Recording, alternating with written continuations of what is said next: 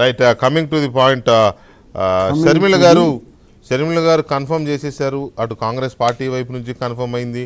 నిన్న నా డిబేట్లో పార్టిసిపేట్ చేసిన తులసిరెడ్డి గారు వచ్చేదాకా డౌటే అని అన్నారు నిన్న సాయంత్రం. ఇదేంట్రా ఇలా కొత్తగా అంటున్నారు అనుకున్నా నేను. ఓకే, తెల్లారిపాటికి అది కూడా క్లారిటీ వచ్చింది. ఆమె ఇడుపల్పాయ అక్కడికి వెళ్ళి వాళ్ళ నాన్నగారికి నివాళులు అర్పించిన తర్వాత చెప్పారు, మరో 2 రోజుల్లో నేను రేపు ఢిల్లీ వెళ్తున్నాను, ఎల్లుండి జాయినింగ్ ఉంటుంది. పెళ్లి కార్డు ఇచ్చారు నాన్నగారికి. పెళ్లి కార్డు వియ్యంకుడు వేపరాలు కోడళ్లతో కలిసి నాన్నగారికి పెళ్లి కార్డు ఇచ్చి, ఎల్లుండు సోనియా గాంధీ గారికి రాహుల్ గాంధీకి కూడా పెళ్లి కార్డు ఇచ్చి పార్టీలో చేరి వస్తారు. సో ఈ పరిణామం ఎలా ఉండే అవకాశం ఉంది after merger of YSR TP in Congress party? Congress పార్టీలో మెర్జ్ చేసిన తర్వాత ఎలాంటి పరిణామాలు ఉండే అవకాశం ఉంది? అదేనండి, ఆఫ్టర్ జాయినింగ్ ఏంటంటే వీళ్ళ ఓటమి పరిమాణం పెరుగుతుంది. అంటే ఆ డిస్టెన్స్ గ్యాప్ మరింతగా పెరుగుతుంది. నా ఉద్దేశంలో 5-6% ఓట్లు 1%లోనే ఉన్నారు ఇప్పుడు కాంగ్రెస్. కనీసం 5-6% ఓట్లు చేజిక్కించుకోగలరు అనేది నా నమ్మకం. రాహుల్ గాంధీ గారు కనీసం ఒక 15% దాకా అయినా మనం ఈసారి చేజిక్కించుకోవాలి అని చెప్పి మొన్న కాంగ్రెస్ పార్టీ నేతలకు చెప్పినట్టుగా తెలిసింది. 5 కాకపోవచ్చు, 15 అయితే నాకు తెలిసి రూల్డ్ అవుట్. సో కాబట్టి మధ్యలో ఒక 10% వచ్చిందంటే వచ్చే అవకాశం ఉండొచ్చు, చెప్పలేం. బట్ 5% ఖచ్చితంగా ఉంటుంది. 10% ఉంటే మరి అది ఇంకా, ఎందుకంటే తెలుగుదేశం జనసేన కూటమి ఓటు ఏదన్నా ఒక మైక్రాన్ లెవెల్లో ఏదన్నా 0.5% 1% మారితే మారచ్చు తప్ప వాళ్ళకు వచ్చే 5%లో మేజర్ పర్సంటేజ్ వల్ల ఏదైతే కాంగ్రెస్ పార్టీ ఓట్లు గుంపుగొత్తగా నా తండ్రి పార్టీయో అని చెప్పి ఒకప్పుడు ఇక్కడ చిన్న చరిత్ర చెప్పుకోవాలి మనం. చెప్పండి.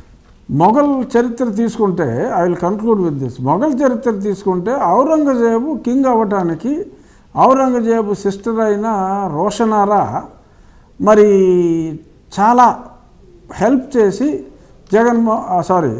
ఔరంగజేబు కింగ్ అవటంలో, ఎంపరర్ అవటంలో తను చాలా సహకరించింది. ఆ తర్వాత సరే రోషనారాకి ఒక చోట చివరిలో బంధించటం, ఆవిడ పాయిజన్ చేసి చనిపోవడం జరిగిందనుకోండి, అది చరిత్ర. బట్ అలా మరి తన అన్న విజయానికి ఇప్పుడు దాకా పాటుపడింది. బట్ రోషనారాలాగా వేరే రకమైన ఎండింగ్కి వెళ్లకుండా ఈవిడి అక్కడి నుంచి బయటపడి ఒరిజినల్గా తండ్రి గారి పార్టీలోకి వెళ్ళింది. తండ్రి గారి పార్టీ ఓట్లు అంటే కాంగ్రెస్ పార్టీ ఓట్లు ఏదైతే జగన్మోహన్ రెడ్డి గారు షర్మిల కలిసి అప్పుడు గుంజుకున్నారో వామ్మో వాయో అని ఏడ్చి, ఇప్పుడు తను రియలైజ్ అయ్యింది కాబట్టి మళ్ళీ ఒరిజినల్ పార్టీకి వచ్చింది కాబట్టి అప్పుడు కలిసి గుంజుకున్న ఓట్లలో కనీసం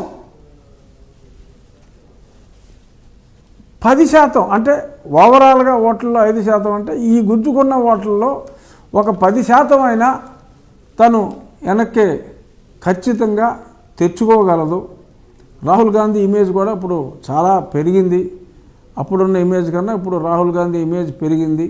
సో వాళ్ళు కూడా అమరావతియే కాకుండా మరి మేమంటూ సెంటర్లో వస్తే, అది జరగని పని అనుకోండి, బట్ మేమంటూ సెంటర్లో వస్తే స్పెషల్ కేటగిరీ స్టేటస్ కూడా ఇస్తామని ఇవన్నీ కూడా అంటున్నారు కనుక, అదే కంటిన్యూ చేస్తారు కనుక it is going to be a huge dent for నేను ప్రస్తుతం ఉన్న యువజన శ్రామిక రైతు కాంగ్రెస్ పార్టీకి